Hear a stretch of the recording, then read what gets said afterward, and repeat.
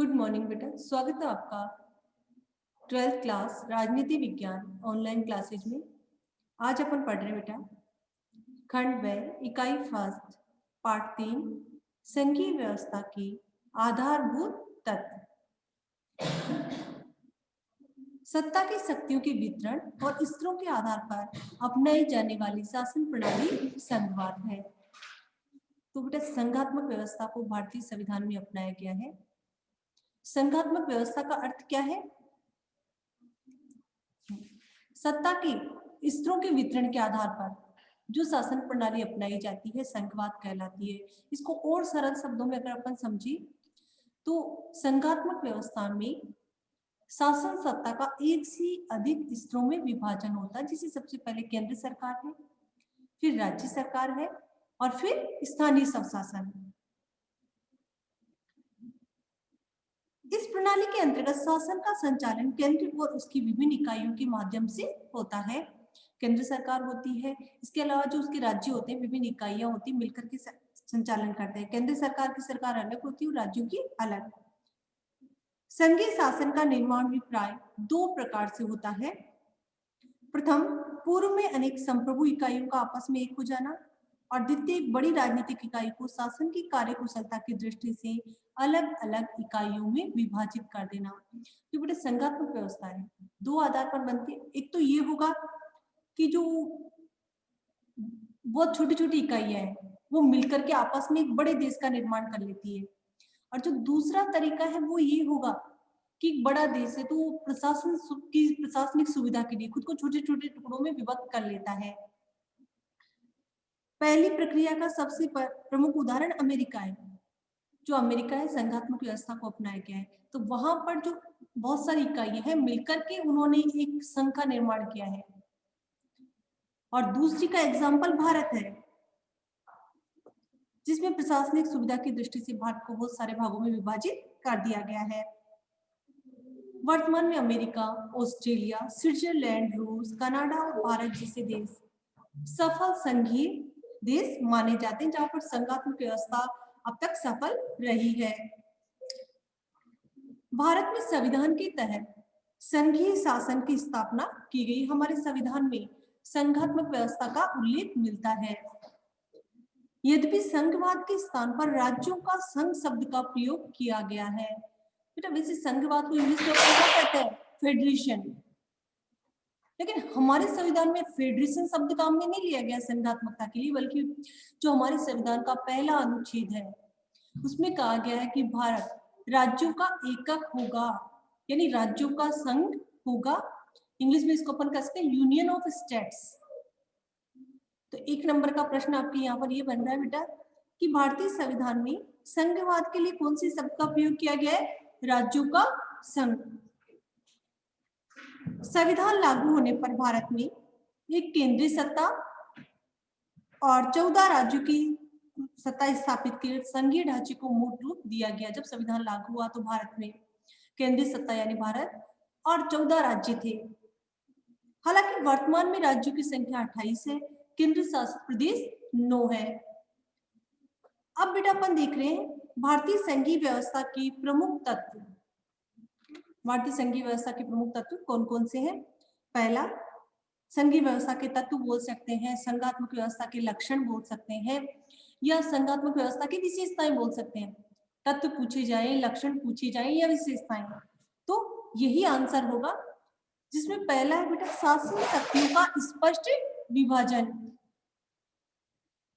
संविधान की 7वीं अनुसूची के अंतर्गत अनुच्छेद 246 केंद्र और राज्यों के बीच शक्तियों का विभाजन सूची पद्धति के माध्यम से किया गया है। और जो हमारा संविधान है बेटा इसकी 7वीं अनुसूची है वो शक्तियों के विभाजन से संबंधित है। अनुच्छेद 246 में केंद्र और राज्यों के मध्य शक्तियों का विभाजन किया गया है। संघीय सूची के 97 विषयों पर केंद्र को विधि निर्माण का अधिकार है। जो केंद्र सरकार है इसके पास कितने विषय हैं? 97 विषय इसे दिए गए हैं।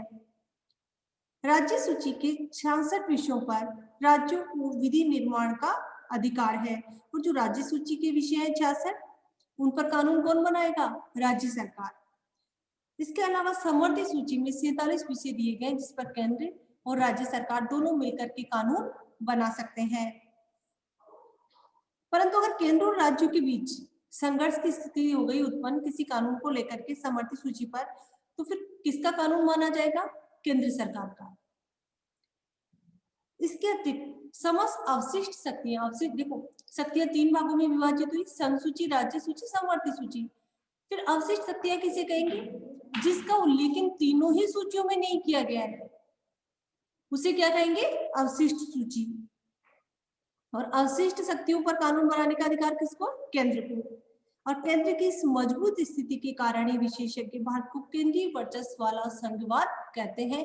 कई बार ऐसे केवल टॉपिक पर भी, लक्षण पर भी प्रश्न बन जाता है कि भारत को केंद्रीय वर्चस्व वाला संघवाद क्यों कहा जाता है?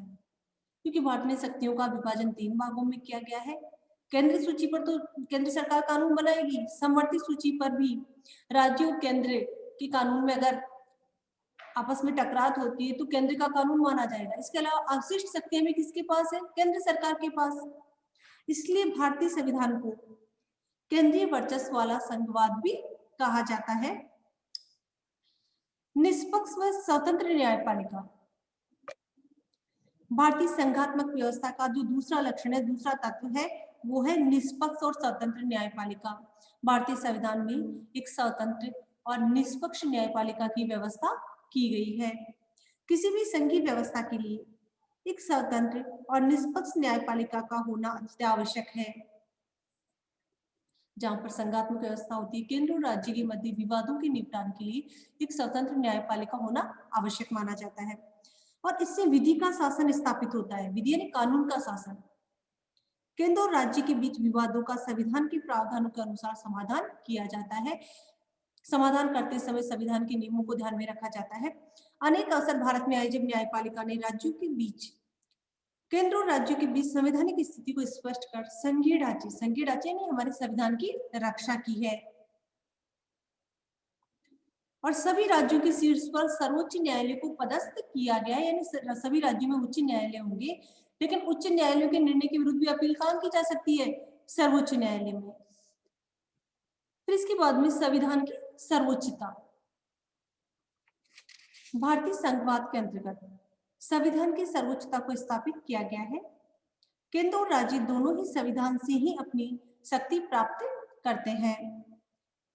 जो हमारी संघात्मक व्यवस्था का तीसरा लक्षण है वो है बेटा संविधान को सर्वोच्च माना गया है, संविधान सबसे ऊपर है।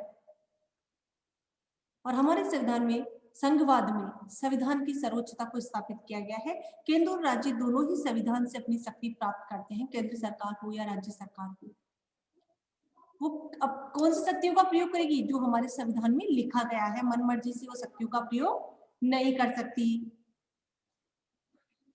अमेरिकी संघवाद के विपरीत भारतीय विविधता के कारण ही संपूर्ण देश के लिए केवल एक ही संविधान की व्यवस्था की गई है। इकाइयों को अलग से संविधान बनाने का अधिकार प्राप्त नहीं है। जम्मू कश्मीर राज्य को हालांकि पहले ऐसा अधिकार था, लेकिन अब जम्मू कश्मीर राज्य को भी ऐसा कोई अधिकार प्राप्त नहीं है। फिर इसके बाद में है एकल नागरिकता। हमारी संघात्मक व्यवस्था का चौथा लक्षण है एकल नागरिकता। हालांकि विश्व के जो जितने भी संघात्मक व्यवस्था वाले देश है वहां पर दोहरी नागरिकता प्रदान की गई है, लेकिन हमारे संविधान में देश की एकता और अखंडता को बनाए रखने के लिए एकल नागरिकता की स्थापना की गई है। पारंपरिक संघीय व्यवस्थाओं के विपरीत कैसे? क्योंकि संघात्मक व्यवस्था में दोहरी नागरिकता पाई जाती है, लेकिन अपने यहाँ पर इसके विपरीत भारतीय संघवाद में संपूर्ण देश के लिए एकल नागरिकता का ही प्रावधान है। ऐसा भारत की विशाल बहुलता के कारण भावी विखंडनकारी संभावना को रोकने के लिए किया गया, ताकि भारतीय विघटन को रोका जा सके। अब पांचवा लक्षण अपन देखते हैं, केंद्रीय व्यवस्थापिका में राज्यों का सदन राज्यसभा। जैसा कि बेटा अपन जानते हैं संसद के 3 अंग होते हैं, राष्ट्रपति जी, लोकसभा और राज्यसभा। 2 सदन हो गए, लोकसभा और राज्यसभा। लोकसभा में जनता के प्रतिनिधित्व होते हैं। राज्यसभा में क्या होता है? जो राज्य की विधानसभाएं होती है वो अपने अपने प्रतिनिधियों को चुन करके भेजती है। तो जो राज्यों का सदन है वो है राज्यसभा। तो भारतीय संघवाद को सुदृढ़ करने के लिए ही केंद्रीय व्यवस्थापिका अर्थात संसद के उच्च सदन राज्यसभा को राज्य की प्रतिनिधित्मक संस्था के रूप में स्थापित किया गया है। यद्यपि अमेरिकी संघीय व्यवस्था के विपरीत राज्यसभा में राज्यों को एक समान प्रतिनिधित्व प्रदान नहीं किया गया। जैसे अमेरिका है, अमेरिका की जो संघीय व्यवस्था है वहां पर जो उच्च सदन है उसमें सभी राज्यों से दो दो कैंडिडेट चुने जाते हैं, लेकिन अपने यहाँ पर ऐसा नहीं। अपने यहाँ पर जनसंख्या के आधार पर प्रतिनिधित्व दिया गया है। यूपी जैसे राज्य से 21 कैंडिडेट राज्यसभा में चुने जाते हैं, लेकिन अपने राजस्थान से 10 कैंडिडेट राज्यसभा में चुने जाते हैं, और कई राज्य ऐसे जहां सिर्फ एक ही कैंडिडेट चुन करके जाता है। तो वो जनसंख्या के आधार पर प्रतिनिधित्व दिया गया है।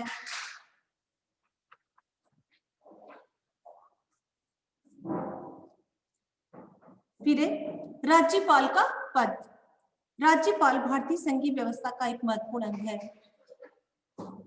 राज्यपाल केंद्र द्वारा नियुक्त होकर राज्य में केंद्र की प्रतिनिधि के रूप में कार्य करता है। हालांकि राज्यपाल जो राज्य की सरकार होती है उसका प्रमुख होता है, संवैधानिक प्रमुख होता है, लेकिन किसके द्वारा नियुक्त किया जाता है? केंद्र सरकार के द्वारा। वो केंद्र के प्रतिनिधि के रूप में कार्य करता है।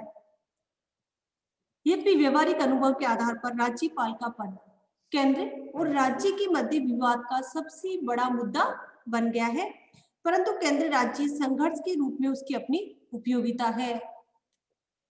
कई बार जो राज्यपाल है वो केंद्र के एजेंट के रूप में अपनी सत्ता का दुरुपयोग भी करता है, और कई बार केंद्र राज्य संघर्ष में जो राज्यपाल पद की उपयोगिता नजर आती है। जो अगली विशेषता है एकात्मकता का प्रभुत्व। जो भारतीय संघीय व्यवस्था मूल रूप से केंद्रीकृत अर्थात एकात्मक प्रभुत्व वाली व्यवस्था मानी जाती है, क्योंकि इसमें केंद्र को अधिक शक्तियां प्रदान की गई है। भारत की एकता और अखंडता को सुरक्षित रखने के लिए केंद्र को मजबूत बनाना स्वाभाविक था, क्योंकि हमारे यहाँ पर बहुत सारी विविधताएं पाई जाती है, भाषा के आधार पर, क्षेत्र के आधार पर, धर्म के आधार पर। तो ऐसी स्थिति में भारत के विभाजन का भय था। तो भारत की एकता और अखंडता को बनाए रखने के लिए केंद्र को मजबूत रखा गया। जबकि कुछ वामपंथी समर्थक राजनीतिक दल और विघटनकारी विचारधाराएं इस एकात्मक प्रवृत्ति का विरोध करती है। यथार्थ में संविधान में अनेक प्रावधानों के माध्यम से केंद्र को निर्णायक भूमिका प्राप्त है, जैसे कि संविधान संशोधन, संविधान में संशोधन करना है, राज्यों के निर्माण का पुनर्सीमांकन करना है। आपातकालीन परिस्थितियों में भी केंद्र मजबूत बनकर के उभरता है। आर्थिक अधिकार भी केंद्र के पास है। इन संदर्भों में केंद्र की स्थिति अत्यंत मजबूत और निर्णायक रखी गई है, केंद्र को ज्यादा मजबूती दी गई है। विभिन्न उदाहरण भी स्पष्ट करते हैं कि सशक्त केंद्र वाले भारतीय संघवाद ने मजबूत भारत की एकता और अखंडता को कायम रखने में महत्वपूर्ण भूमिका निभाई है। तो बेटा अपन कह सकते हैं कि जो भारतीय संघवाद है उसमें केंद्र की भूमिका अत्यधिक मजबूत है।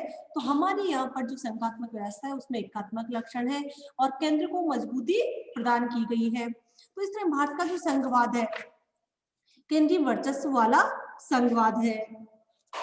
तो भारतीय संघात्मक व्यवस्था के प्रमुख तत्व एक बार फिर से अपन देख रहे हैं। शासन शक्तियों का स्पष्ट विभाजन, दूसरा है निष्पक्ष और स्वतंत्र न्यायपालिका, तीसरा बेटा संविधान की सर्वोच्चता, चौथा है एकल नागरिकता, पांचवा है केंद्रीय व्यवस्थापिका में राज्यों का सदन राज्यसभा, छठा है राज्यपाल का पद और सातवां है एकात्मकता का प्रभुत्व। तो इस तरह भारतीय संघवाद में केंद्र सरकार को मजबूत बनाया गया है। तो इसमें जो आपके टॉपिक क्वेश्चन बन सकते हैं वो एक तो पहला हो गया कि संघात्मक व्यवस्था का अर्थ, दूसरा हो जाता है कि भारतीय संविधान में संघवाद के लिए कौन से शब्द का प्रयोग किया गया है, तीसरा प्रश्न ये बन गया है कि भारतीय संघीय व्यवस्था के प्रमुख लक्षण, विशेषताएं या तत्व बताइए। इसके अलावा कई बार ऐसा क्वेश्चन भी बन जाता है बेटा कि जो भारतीय संघवाद है केंद्रीय वर्चस्व वाला संघवाद है, समझाइए। शासन शक्तियों के विभाजन के आधार पर अपने को समझाना है। इसके अलावा ये भी प्रश्न बन सकता है भारतीय संघीय व्यवस्था एकात्मक प्रभुत्व वाली संघात्मक व्यवस्था मानी जाती है, कैसे? तो अपन इन सकते जो इसके प्रमुख लक्षण है, तत्व है, इसके आधार पर बता सकते हैं। एकात्मक लक्षण बेटा अपन कल पढ़ेंगे। Thank you.